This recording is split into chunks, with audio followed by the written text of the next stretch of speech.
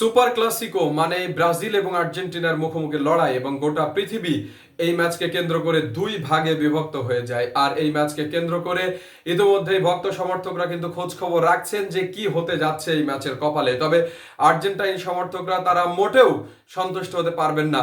Uruguay ম্যাচের আগে আর্জেন্টিনার তিনজন খেলোয়াড়, বিশেষ করে লিওনেল মেসি, লাউতারো মার্টিনেজ এবং পাবলো দিবালা, তারা কিন্তু খেলতে পারেননি ইনজুরির কারণে এবং উরুগুয়ে ম্যাচে 1-0 গোলে জয়লাভ করলেও গঞ্জালেস সেই ম্যাচে ইনজুরিতে পড়েন, তিনিও কিন্তু খেলতে পারবেন না।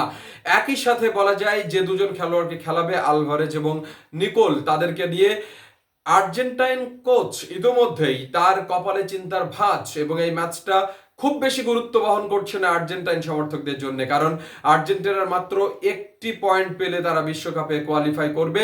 তবে এই প্রথমবারের মতো মেসি নেইমার ছাড়া আর্জেন্টিনা এবং ব্রাজিল একে অপরের মুখোমুখি হচ্ছে। এই ম্যাচে কোন দল জয়লাভ করবে, কমেন্ট বক্সে আপনি আপনার মতামত জানাবেন।